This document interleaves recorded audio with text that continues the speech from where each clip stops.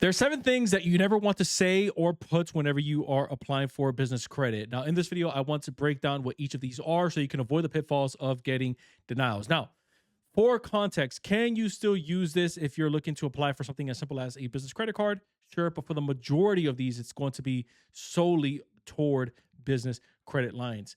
I swear to you, for the first one, this has to be a tripwire question, which is where they ask you, what is the loan or what is the line of credit going to be used for? And then they have like little boxes that you can check. And one of the boxes on there, if you've ever seen it, is I'm looking to use it to pay off debt.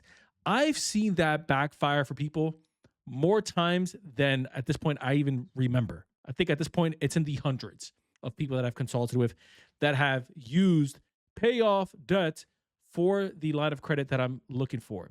This screams over leverage to financial institutions, to credit unions. And this lets them know we may want to pass on this candidate or this person just because if they're over leveraged here and they're essentially robbing Peter to pay Paul, then why would we extend capital out to them? Because we're probably going to be at the bottom of the barrel when it comes to getting our capital back. I hate to be the bearer of bad news, but if you're selecting that on a credit application, it's most likely why you keep getting denied. The second one is a P.O. box and a home address. Now, this is tricky, but I first want to deal with the P.O. box portion of this. You should never use a P.O. box to like anywhere near your business anyways, because it is the lowest grade of an address that you can possibly use for your business. The top graded addresses is going to be a brick and mortar, and it's going to be an equal tie, if I'm being real with you, an equal tie between a virtual office address and a home office address. Again, if the purpose is to get access to business credit. Now, you're probably thinking, wait a minute, Irv. I thought that if I used a home address, then banks automatically count that as a denial or as a weak application. So why are you putting it on here, but you're saying I can use it, but I can't use it? Which one is it? I'm going to give you the answer that you probably don't want to hear, which is it's contextual. And I don't like giving these type of answers because I wish I can give you, but I just don't know anything about your situation. So you have to take this for what it is. You have to do a little bit of thinking for your business, and you have to do some research. You'll have to see where I'm located in the country. By the way, this is going to vary by state. This is an exercise that our clients do. This is going to vary by state. This is going to vary by city, and this is going to vary by industry. Where I'm located in the country and what I do. Do they, by say they, I mean the governing forces, like the government, do they allow for me to have a home address for this line of work? And I can tell you firsthand experience, not every state is going to allow you to have a home address. And if the banks see that, then you're using a home address, it actually makes it illegal. So you can't use it. So that's why I say it's contextual. So when in doubt, if you want to go the more cost-effective route, that's when you would use a virtual office address, but make sure it's not like the cheap virtual office addresses that look like a P.O. box. It actually has to look like a business that you can work out of. I have a ton of videos on it, which will probably link toward the end of this video. Next up, we have that you're using a sole proprietorship when you're really a LLC. This is a big no-no. If you are a sole proprietor, put that you are a sole proprietor. If you are an LLC, even if you are a single member LLC, put that you are a single member LLC. I see this like pretty common, by the way, where someone says, okay, well, it's just me. I'm the sole owner. And so I'm going to put on the application that I am a sole prop and but I have an LLC. So the way that this looks is they'll put on the application sole proprietorship, but then on the business name, they put Irvin Friends LLC. That is awful. And that creates so much incongruency with you, the business owner, and the bank and financial institution that you're looking to partner with, that they have no other option but to deny you. So get your story straight when you go in or when you're applying online, or if you're applying online. Are you a sole proprietor? If so, put that you're a sole proprietor. Are you a single member LLC? If so, put that you're a single member LLC. Are you a multi-member LLC? If so, put that you're a multi-member LLC and list all of the owners on the business credit application. Next up, mixing your personal information with your business information. And really what I put on here is numbers. Here's what I mean by that. Sometimes, and I could probably like tackle these two on together because they kind of play off of each other. Here's what I mean.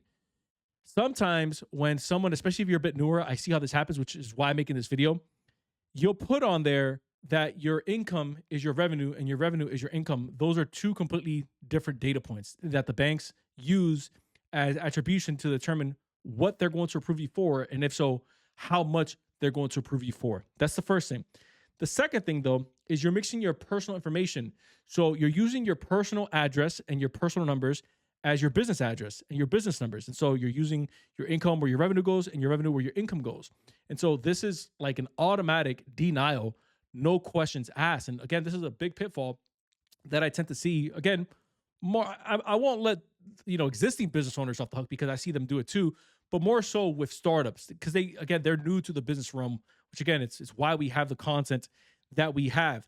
And so just if you need to like create a little spreadsheet, a notes, put it somewhere that this is my personal data, this is my income, I still have a day job, this is how much I'm getting paid, this is where my business revenue is. We're only at 50K for the year. We're only at 150K for the year. Or if I'm taking a salary, this is how much I pay myself through the business as an employee. This is my true income. This is my true revenue. And then one more thing that I wanted to mention on this is mixing personal expenses and business expenses. By the way, that's commingling. You want to get away from that anyways, because if God forbid you get audited by the IRS, you pierce the corporate veil. And so your LLC becomes irrelevant anyways. And so whatever is your personal expense, put it in the personal expense column. Whatever is your business expense, that's what you're going to use on the business credit card or the business credit line application. You don't want to overly inflate those numbers. Next up, we're selecting the wrong NAICS. Now, I really want to drill this point home because I actually see more often than not this right here being used more as a loophole than actually being wrong. Here's what I mean by that. Most people know that if you select or at least if you've been watching our channel for that matter, if you select the wrong NAICS code, which is the industry classification of how your business is classified and bucketed in the eyes of the banks and government agencies for contracts and legal reasons, then they know that if I pick the wrong NAICS code, I'm either going to get denied, I'm not going to get the contracts that I want, or I'm going to get weak low limits. All three are terrible. I get it. I'm with you. But there seems to be this culture that says that you should just flat out lie on the application or when you're speaking to a business banker and say, hey, I'm in X business, but I am operating X industry. That is so freaking incongruent, and it gets you shot in the foot. You'll probably get off on the front end, but at scale, it ends up breaking and it ends up biting you back. And so I would rather deal with this up front. If I'm a business owner and I plan on being here long-term, what is the industry that I'm actually in? And then what is the subcategory inside of that business or inside of the industry, I should say. So rather than saying, oh, I'm in real estate fix and flipper, let me just put on there that I am a consulting agency. You're not a consulting agency. You fix and flip homes for a living. And so can we work around and still select inside of that industry selection that we're in real estate? Yes. But you want to go about it in a way that doesn't get your file flagged, which is like, I have a full video on that, which I'll probably also link in this video. The reason for that is because, and I know that I'm harping on this, and it's because I see so many people do this, and then they wonder why they all of a sudden hit a freaking wall when they try to scale their capital, is because you'll have to go back and fix this later on. And so you could probably get away with like the first 100, 150K. But when you really start to juice this thing, banks really start to look like under the lens, and they start to see, okay, why is this business structured the way that it is, but on the ledger, they don't actually spend the money the way that a typical consulting business does? Why are they buying so much lumber? Why are they buying so much roofing material? Like, we have thousands of data points on actual consulting firms, and this isn't how they spend their funds. Let's start slashing their limits. Let's not approve them for business credit. And so rather than playing that game and then later on having it bite you in the butt, set it up the right way, which is you take a look at the industry that you're in, and then you look at the subcategories inside of those industries and you select it properly. And then lastly is application inconsistencies, which is the following. If you, on one application, you put that your business generates 125K in revenue, and then in another one, you put that your business generates 250K, and then in another one, you put that your business is generating $500,000 in projected revenue, all of this gets fed, even though financial institutions have their own algorithms for how they underwrite, it all gets pulled into essentially the same servers. Not to get too lost into the weeds here, right? Because then that'll be a whole separate video. And so when they start to see, okay, wait a minute. So to this credit bureau, they reported that they made this much. To this business credit bureau, they reported to this much, and then but to this data furnishing company, they have this much on file for them. Yeah, something isn't adding up. And so you hit a brick wall and you get denied, or you hit a brick wall and you end up getting approved for a low limit, or you hit a brick wall and then you get those pending notices that, hey, we're gonna let you know in the next 14 to 18 business days what our decision is, but we all know you got denied. That's why have one story and stick to the story.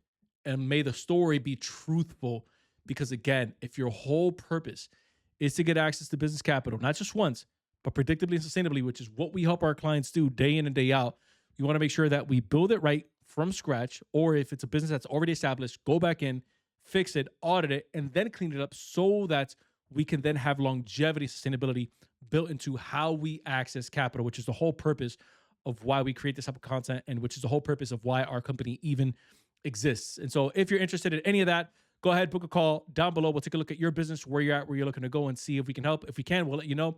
If we can't, we'll let you know as well. And if you are a business owner and you don't know if you have the right address set up for your business, I actually have a video that I did breaking that down, how to audit it in your own business so that you can set up the right address for your business. Check it out right here.